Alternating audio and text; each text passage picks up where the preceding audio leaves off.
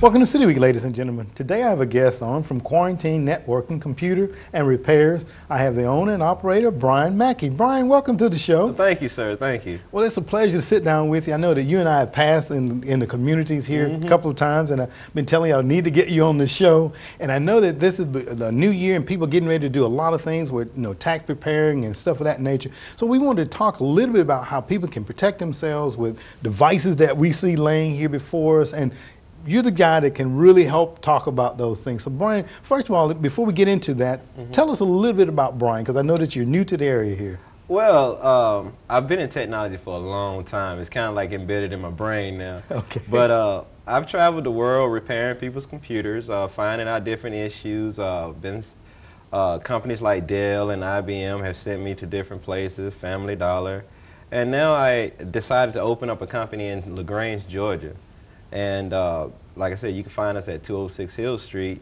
And with this company, I try to make sure everybody is protected. So if they ever want to use their credit card on the website or anything of that nature, you will be confident that nobody's going to take your information, and that's what we strive for here. Okay, very good. And you're talking about credit card information protection, because I know that most of us that perhaps watched the news saw where there was a major company that may have had a little breach of security there. Yes. And they were talking about the number of people that potentially were impacted. So we want to talk about that, how people can truly protect themselves and know when a site is truly secure when they're giving out information such as their credit card information. Yeah, most of the time when people ask me how do I know if this site is true?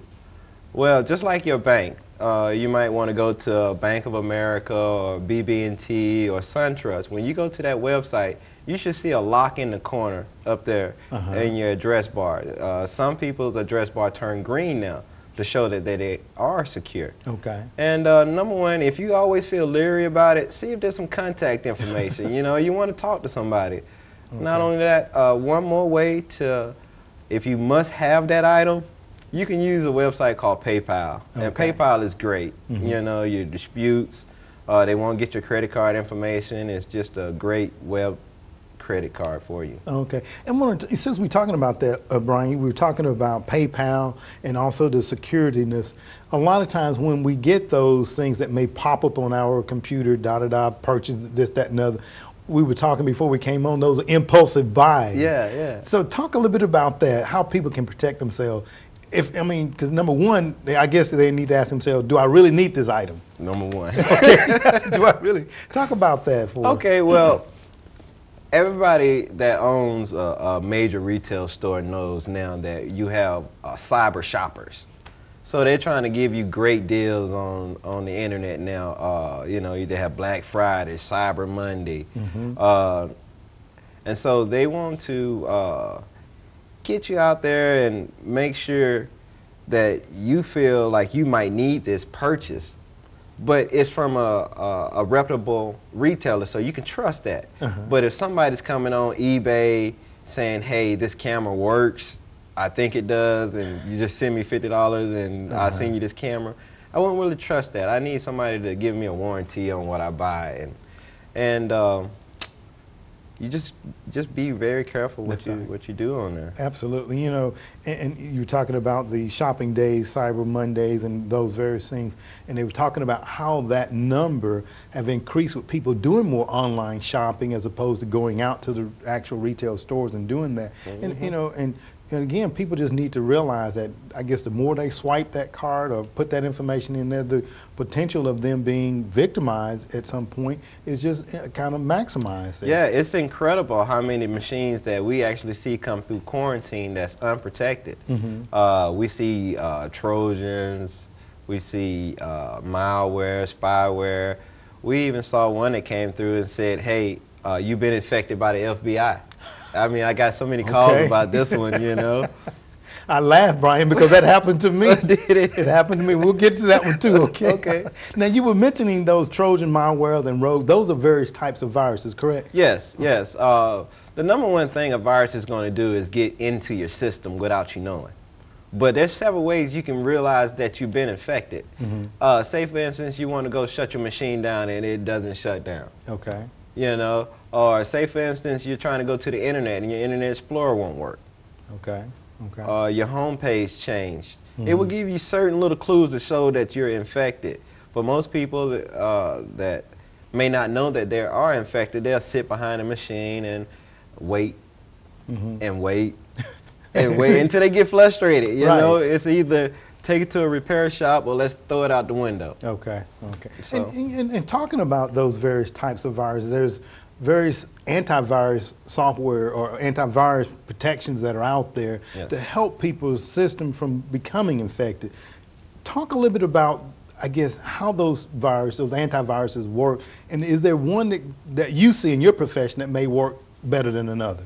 Well, Microsoft has realized that viruses is a problem of issues with machines. People could buy a machine today and throw it away tomorrow because of a virus. So they gave us little helpful tools to help speed up our machines. Like we have Windows Defender. That is great. You just have to be able to set your scan up to run at a certain time and tell it what to do if it finds a virus. Okay. We have Windows Essentials. That's very great for Windows 7 or above. Now, when a virus wants to get into your system, those are going to be the first things that it takes out. Okay. Windows Defender, if you haven't turned it on, it will turn it off to allow it to do whatever it wants to do amongst your machine. Okay.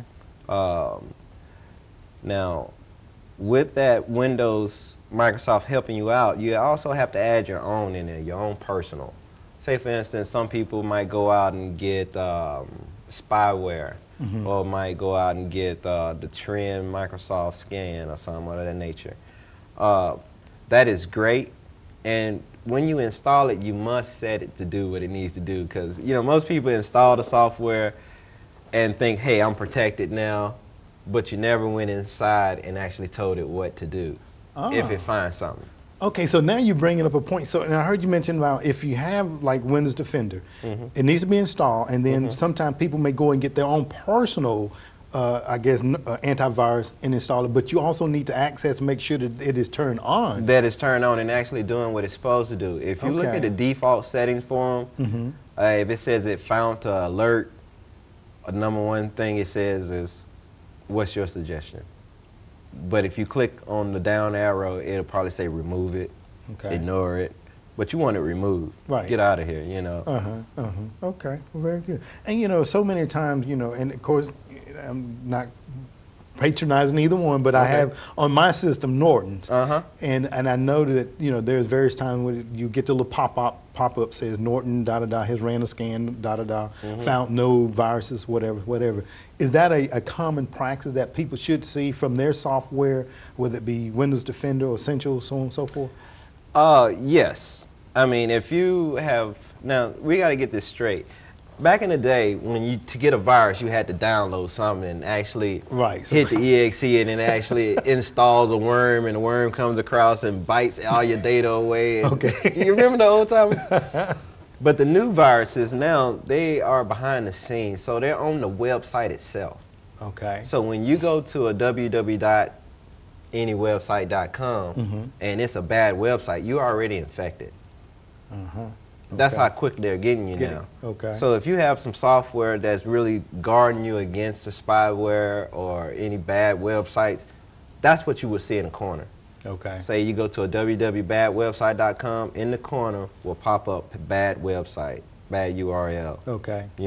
And so some people still want to go through that website and it will infect you. But some people will close it down and never go back to that direction again. And that's probably the best thing for them. If you know that you're getting something that's potentially harmful to your system, just by all means, just go ahead and delete it and don't go into it. Yes. All right, very good. And I want to come back in talking about pop-ups, because you brought up a point. So many times we may go out, and I know when you're paying bills sometime online, you were talking about PalPay a moment ago. Sometimes you can go to those individual websites to pay bills, and in that website there may come additional pop-ups. Talk about that for us, Brian, if you don't mind. The additional pop-ups. Windows has a pop-up blocker, and if it's not set or turned on, yes, you would get different ads, because you have when you downloaded something before, As toolbar has installed something, or a Bing toolbar, or a Suite toolbar. Some kind of toolbar has added itself to it, and so when you're on this page and it sees that you're looking at a GE stove, it might throw up GE light bulbs for you. You might like another GE product, seeing that you're liking GE. Okay. It's all about data. They're grabbing data. They want to know more about you. And once the computer finds out that you like these particular things with the spyware, it'll start advertising it to you. Okay. They want to put it in your face to see if you want it. Absolutely. They're going back to that impulsive shopping. Yeah, right? the impulsive buyer. Now, those pop-ups, and a lot of times, I know sometimes when I get them, I just go up and click off, click says no or whatever. Now, just doing that, have I actually removed that from my software, or is there another step that I need to take? No, it's another step you need to take. If you are seeing that, then that means that you're infected. Okay. It's like the doctor would say, it's not going to go away. Okay. You got to do something else to get rid of it, right? You got to do a little something more. Okay. Right. You got to really protect yourself, and that's the number one thing. Like when you get your system is running all fast when you get it home. Right. Your brand new car, and it's running real fast. But as soon as you get on that internet and you start looking at this, let's go to Facebook. Okay. Listen to music, Pandora. You open a gateway to your computer, and so that's when the guys are coming in with the harmful different viruses that'll slow your machine down or whatever that nature. Okay. And if you got yourself protected before you got out there, then you are A-okay. Oh, okay. But when you got out there, then your machine started running sluggish, and then you want to put some protection on there, they may not see what you actually have on your system. Okay, so it's best, I guess, to bring it to someone like yourself or someone that can go in there and know what they're actually doing to remove those additional pop-ups and things. Different viruses hide themselves differently. Okay. So if you got a antivirus and you got spyware, it may not see your spyware. Okay. It's just going to go for any Trojan it might see. Okay. Okay. All right. So there's potential. Specific things that it looks for when it goes in there. Okay. I tell you what, Brian, this is very good information here. Let me take a quick commercial break, and we'll come back because I know that with the beginning of the year, people are going to start talking about doing taxes, and I know a lot of people prepare their taxes online using their laptops. We're going to talk about that. So I'm going to take a quick commercial break, and we'll come back and we'll finish up. Okay? Sounds great. All right, ladies and gentlemen, stay tuned. We're back from City Week in just a moment.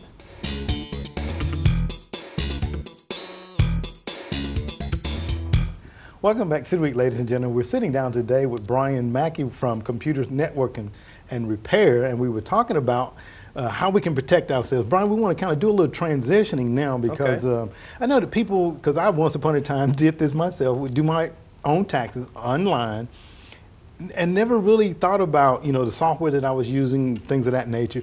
Talk a little bit about some of the softwares that are there and I guess the safety of those too, if you don't mind.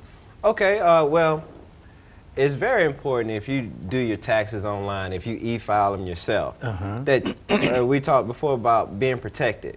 Right. Some people just, they use backdoor viruses to gather information. So they wait until you file it, then come in and get your information that way. They won't be getting it as soon as you submit it. They'll get it afterwards. So they'll know your information. So we make sure we're secured, make sure no viruses are on our computer, and we can submit it. I will feel free about submitting it. The number one thing is to just make sure you're on a secure site. I think the e-file is a .gov site, if I do believe, and just make sure you're secure. Okay, all right. Well, like I say, I know that a lot of people will be getting into that, getting it ready to that, and for that to be done and stuff of that nature. I want to talk, as we were, during the break that we were doing some talking and everything, I want to talk more so now about some of the personal devices and things of that nature. A lot of times people may use their iPad, their iPhone to take pictures, scan documents, and things of that nature. Talk about, I guess, like the iCloud, that's a holding pattern, I like to call it. Yeah. Talk about the safety of that for us, and are there other, I guess, areas that we could park those things that we could go back at a later date to pick them up? Okay, data is very important to people. You can imagine if you lost your baby pictures and they're on your computer, you want them off and you want to get that picture again. So most people, before their computer crashes or anything of that nature, they'll back it up to a USB drive or a USB hard drive. And they're the best ones to get, a hard drive, because you can store so much information on those things right now. We're at 1 terabyte worth of data. It sounds like a lot, but some people can fill up 1 terabyte, you know? But yeah, you back it up to your terabyte and it's safe. Most of the time it's safe because your hard drive isn't running an operating system. So it doesn't have to load up with the pictures and password. It's just saving data. So as it saves data, you'll be rest assured knowing that I can get to that at any moment in time. Okay, all right. Talk a little bit about, if you will, for us, like iCloud, because I have an iPhone, and every now and then I may get a message on there saying your phone hasn't been backed up to iCloud, so on and so forth. And I really and truly don't back up to iCloud because I'm thinking, okay, if it's a cloud there, you know, it probably can be infiltrated and people can get what's out there. Is that a fair statement? Well, technology is always if. What if this happens? You know what I mean? So the cloud is supposed to be a virtual space up on the internet in which you can store your information from your pictures. You can send it up from your phone, go to your computer, and pull them up that way. It's just a big circle which will store your information.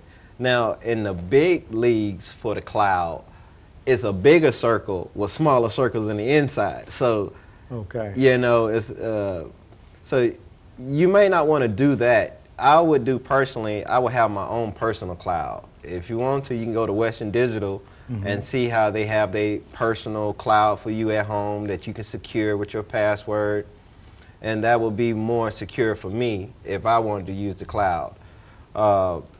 Data is very important to people. If you get the right piece of data, you could probably ruin somebody.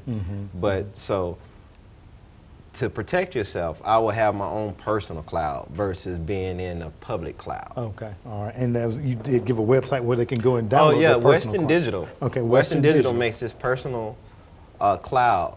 I think it's under $200, but it holds 1 terabyte or better worth of data.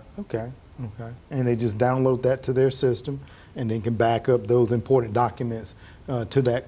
No matter where you are, the cloud is supposed to work. Say, for instance, if you live in Georgia and you're on vacation in Florida, in Orlando, and you take a picture of Mickey Mouse, when you get home, that will already be on your computer. So it automatically downloads it. It automatically updates the cloud wherever you are. Very good. Because there's so many times, and it made me think about it when I was on my vacation in Europe last year, and I just took tons of pictures, and I'm ashamed to say I still have them on my iPad and haven't backed them up anywhere. So, you know, those are things that are memories that I want to retain, and, you know, other people that may be watching, you know, may have some documents and pictures that they want to retain and just don't feel comfortable backing them up to the iClouds and things of that nature. So that's why you would use the personal one. All right, well, very good, appreciate that. Let me ask you, so many times when we have things that, like you picked up here, this is a hard drive, a hard drive here as well, we have these items and they sometimes start to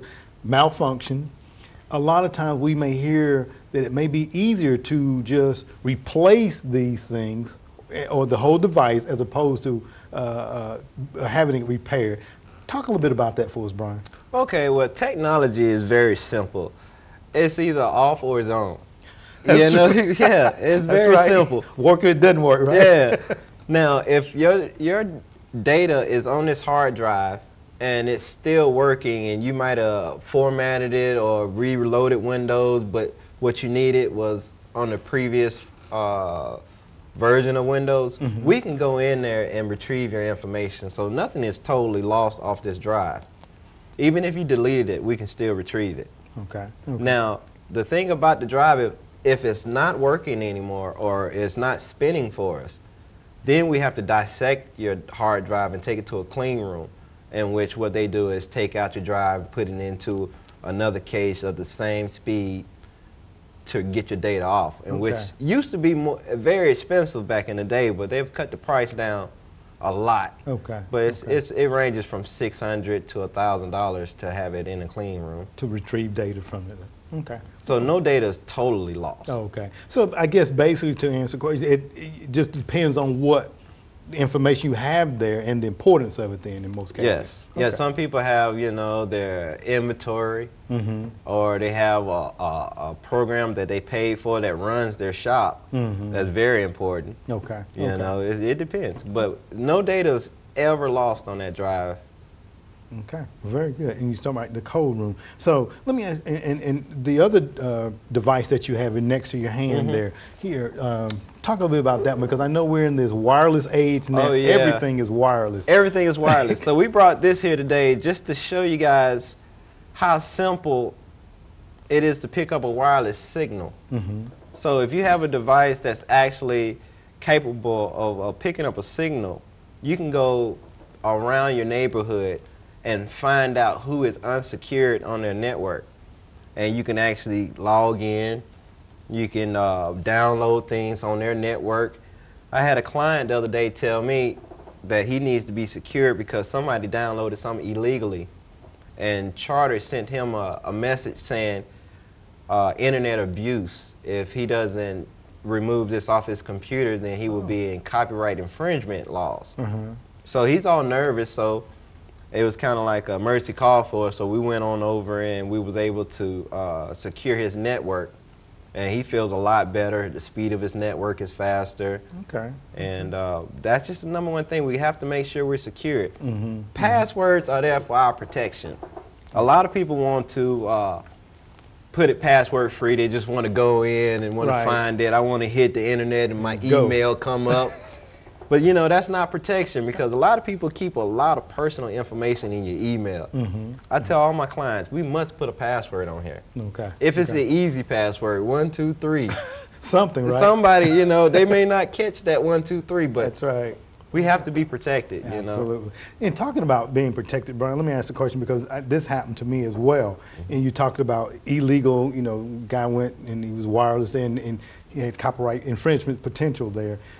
I was on my computer one night, had just paid a bill online, and the next thing I know, I got this big alert cross saying your computer has been locked, FBI. In order to get it unlocked, you have to go to Walmart or CVS or something to buy this passcode. Talk a little bit about that as we get ready to close up here. Okay, good thing you said it, because I saw it come across the news. So this is very major. It's hitting. A lot of people have been paying these guys. Right? And the news said that you should contact your local police department and let them know that you have been attacked by the FBI virus. Okay. But then after the police department, you pretty much want to go ahead and have it cleaned off, because #1, the FBI wouldn't send anything that you have to pay Walmart or Target for, you know. I think they would knock at your door rather. That's not a knock you want. That's not a knock you want. Absolutely. But they, you know, certain things that the FBI wouldn't do. So if you see anything of that nature come up, just close it down. Know that your virus protection isn't working, because it is you've seen a fact of an infection, and call a protect guy. You know, that if you catch it that soon before it affects everything and slow moves your icons or something of that nature, really affects you, your bill wouldn't be that much. He would just knock it out, and you would say, "Ooh, thank you." Okay. So I guess the key point is, because I didn't do, but some people may think, okay, hey, I do need to pay this, and it's not. It's a scam. Bottom line. It's a scam. It's a scam. Okay. As we close out, Brian, if you don't mind, someone that has computer problems, real quickly, just kind of give them a ballpark of what your services cost are. Okay, well, at Quarantine, we like to help out the community. So when our guests come in, we take problems as they are. We don't charge you for the whole bulk. So if you're having issues, your internet won't pop up, we might just fix it and say, hey, would you tell a friend about us? But if your computer is, you know, it's not really running and you want it to run really fast, we can customize it, put virus protection on it, set programs to do certain things without you even knowing it behind the scenes, and all for a low price of $165. Most people love this price, and they think that we're doing more for that price than what they're getting. And what we're really getting out of them is a great customer.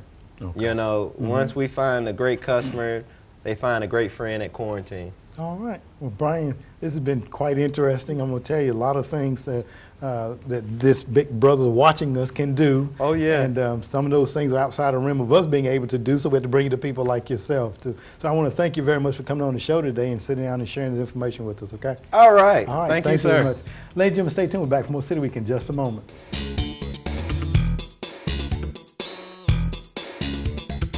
Ladies and gentlemen, thank you for joining for City Week this week. My guests have been from Quarantine Networking, Computer and Repair, Brian Mackey, as he gave us tips on how to keep ourselves safe as we're doing online shopping and by all means, our wireless devices. Ladies and gentlemen, if you're experiencing computer difficulties, by all means, take it to someone that knows a little bit more than I know about them and make sure that you get them taken care of. I hope that you've enjoyed those interviews, ladies and gentlemen, and as always, I want to invite you back for more of City Week.